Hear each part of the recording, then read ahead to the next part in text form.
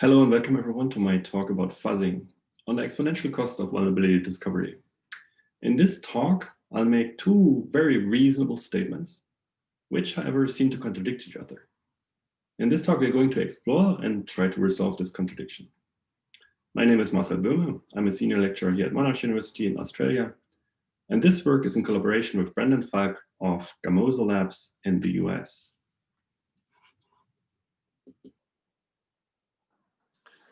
Now, fuzzing is a bug finding technique. It's being used at large corporations like Mozilla, Microsoft, and Google to find bugs in security critical projects, open source and closed source. For instance, Google has been running this project called OSS for about 4 years, where they have about 350 open source projects now, many of which are security critical for the functioning of the internet. They've been running OSS on about 25,000 machines. Now, it's reasonable to expect the rate of discovery of new vulnerabilities to decrease. Fuzzing is being adopted into continuous integration, more bugs are fixed, and projects turn out to be fuzzed a lot. In order to keep this discovery rate at a sufficiently high rate, a reasonable way forward would be to increase the number of machines. So how is the number of machines related to bug discovery rate? That's what we are exploring in this work. Now, suppose Google's employing 100 times more machines. Instead of 25,000 machines, they're using 2.5 million machines. And in 1 month, they're finding 100 new vulnerabilities. Then we can ask, how long do you expect it would take to find all of these vulnerabilities on, again, 100 times more machines? 250 million machines. Now, 100 times more machines can also generate 100 times more inputs per minute. So you could say that 100 times more machines can find the same bugs 100 times faster. So given the same non-deterministic fuzzer, finding the same bugs linearly faster requires linearly more machines.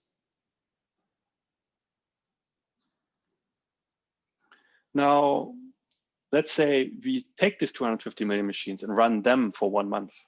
The fuzzer on 250 million machines for 1 month. How many vulnerabilities do you expect this would discover? Well, last time we increased by 100 times, we found 100 new vulnerabilities. This time we increased by 100 times, we would probably also find 100 new vulnerabilities. So this might be less straightforward, but it's a reasonable observation. So given the same non-deterministic fuzzer, finding linearly more new bugs requires exponentially more machines. So let's contrast this. Finding the same old bugs linearly faster requires linearly more machines, but finding linearly more new bugs in a time budget requires exponentially more machines. This seems like a contradiction, and let's explore this contradiction. So first is some empirical evidence. This is running the same fuzzer on the fuzzing test suite and increasing the number of machines. And we're counting the number of vulnerabilities that we additionally discovered when we run on 2, 4, 8, and so on machines. And we see a reasonable line. In fact, the goodness of fit of a linear regression is fairly high. In order to find linearly more bugs, we require exponentially more machines. Here is the time taken to expose the same number of vulnerabilities. What you can do in 6 hours on one machine, you can do in less than 5 minutes on 128 machines. Simply because you can generate 128 times more inputs per minute. So we started with this observation and conducted an empirical study. In fact, I looked at all our data that we collected throughout some of the previous experiments, unrelated experiments, but it amounted to 4 CPU years worth of fuzzing for 300 open source projects, including all of OSS and fuzzer test suite. We report 6 measures. We look at 6 measures of code coverage and bug finding effectiveness, and we provide all this data to the community. You can easily investigate this data, inspect this data, change that script. So it's available on Kaggle as Jupyter Notebook. So you can easily look at that and look at the data yourself. So now it's important to mention what we mean with number of machines. As I said earlier, we just take this as an abstraction of the number of inputs that the fuzzer can generate per minute. So like twice the machines can generate twice the number of inputs per minute. And we assume that there's no synchronization overhead across the machines. This is a conservative analysis. So if you say the cost is high, then with synchronization, cost would be even higher. So our first research question is concerning the number of additional species discovered. Now, again, species is just an abstraction. It could be the branches or the statements covered, or the number of vulnerabilities found, or the number of crashing campaigns. It's just an abstraction. Some things that we can count throughout the campaign.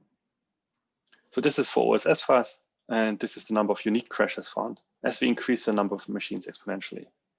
Again, linear number of crashing campaigns found. Here, this is features and edges covered. This is code coverage. Here we can see, again, linear increase in code coverage as we increase machines exponentially. The slope is different, but we still get a linear increase. We see that same behavior for a 1 minute campaign and 8 minutes campaign in fuzzer test suite. Number of additional vulnerabilities discovered as we increase the number of machines. Here, when the time budget is 1 minute, and here when the time budget is 8 minutes. Coverage, features and edges across different projects is also fairly linear.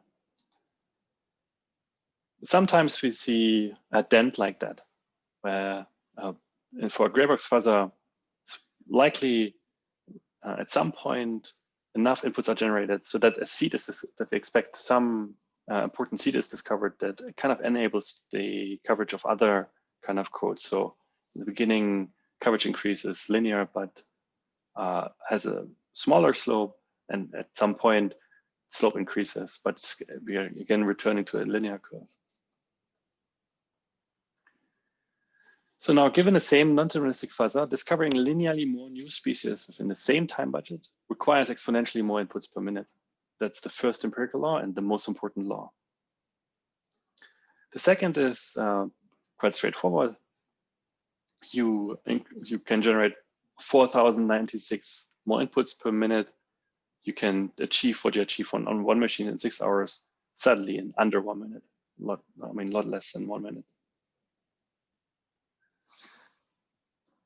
So this is for vulnerabilities. This is for coverage. We always see this decrease as we exponentially increase number of machines.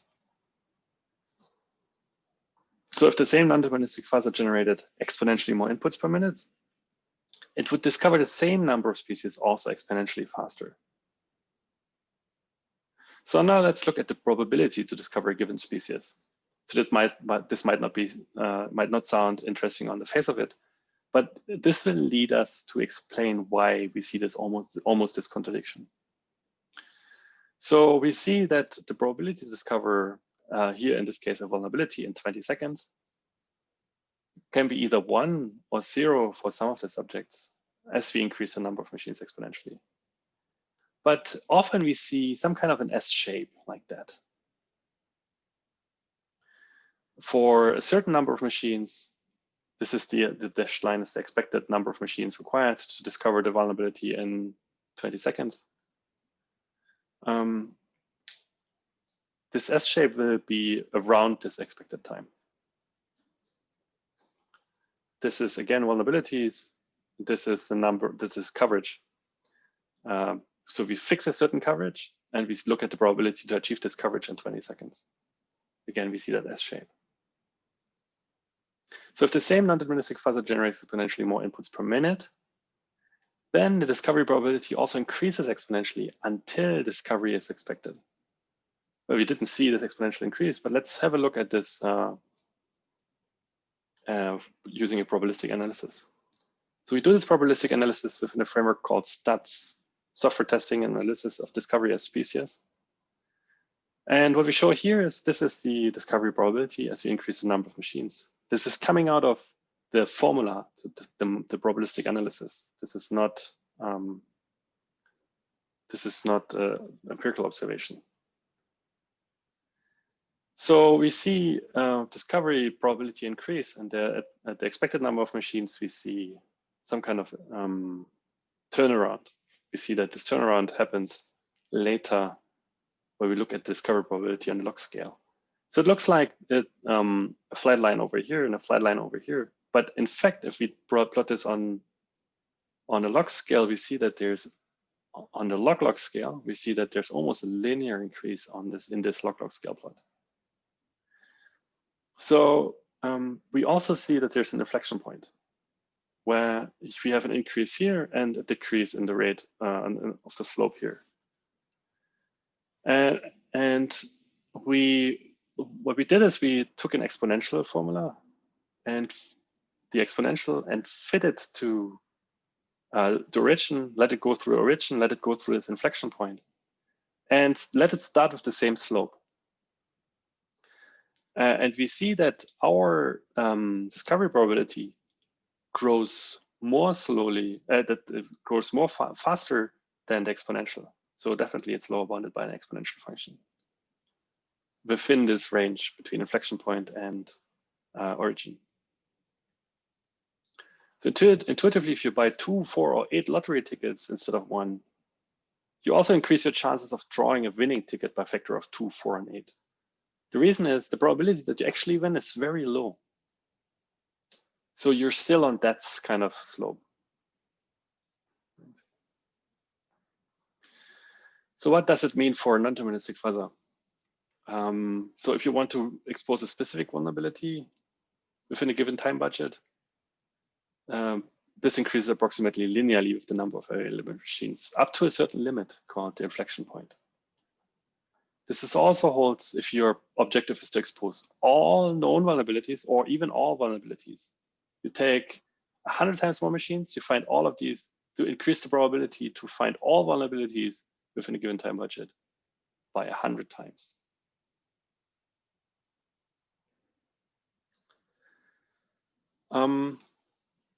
As long as you're before this inflection point.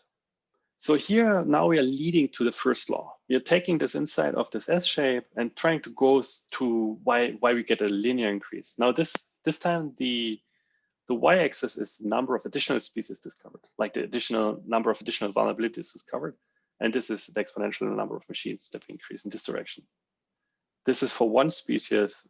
We see the same S shape, right? Number of species discovered as we increase number of machines. We see an S shape like that. However, when we increase this to 10 species, as we increase the number of species, within a given time budget, we can discover more species. We're already leaving that S shape and we're already approaching to a linear curve. So if we increase that to 100, we see it's more like a straight line, and 1000 is almost a straight line. And the reason is most of the time, for most of the increase in X, we see a probability 0 or probability, so a constant probability. This has no effect on this curve, right? What has an effect though is this increase, and it looks like almost a linear increase for most of the time, right? There's a little bit of a curve over here, but there's also a curve over here. And that's why when you add all of those up, you aggregate this. This is one species. These together would be 5 species. If you have 1,000 species and you add all of them up, you get almost a straight line.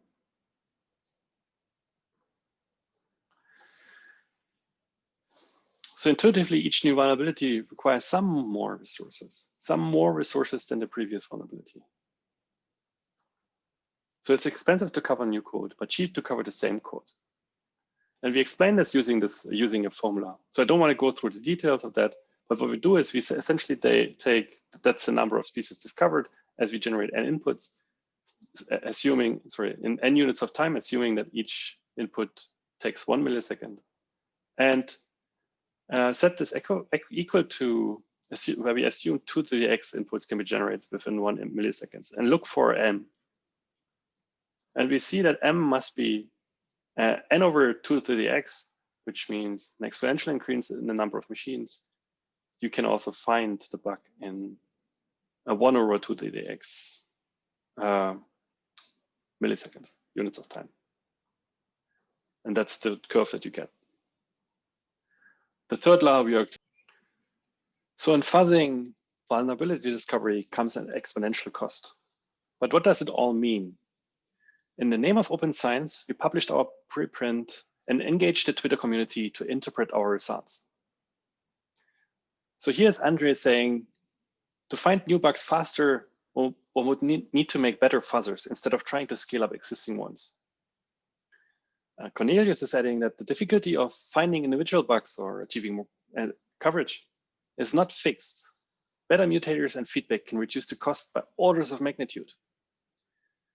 So if you improve your fuzzer on one machine by just a little bit, like compound interest, this benefit will scale across the number of machines. Khaled is saying that only throwing more CPU power at fuzzing is not the way to go. We'll be better off optimizing the process, seed selection policy, structure-aware mutations, new feedback signals. So you should invest in fuzzing smarter.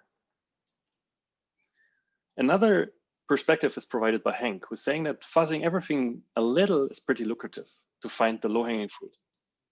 So even if you don't have a lot of time, fuzzing for a little bit will already find a lot of bugs. So it's meaningful to integrate fuzzing into continuous integration and continuous deployment. But it also has implications for fuzzer alleviation. You want to find out which of two fuzzers is the better one. Suppose your baseline covers 99% of the code or already finds 99% of the errors in your benchmark.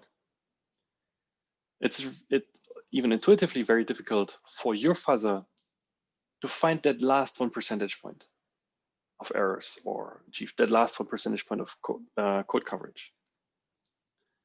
So instead, you can do what is cheaper. Compare two fuzzers in terms of time to errors, time to expose errors, TTE, or in terms of time to achieve the same coverage. So what I did today is we made some empirical observations over the data that we have, and we provide that data and all the analysis scripts for you to investigate and to change and to build your own hypothesis. From this data, from this observation, we derived 3 empirical laws. And the first law is the most important, that vulnerability discovery is expensive. We provided a probabilistic analysis to explain this phenomenon, and we also explain what it actually means in practice. Thank you so much.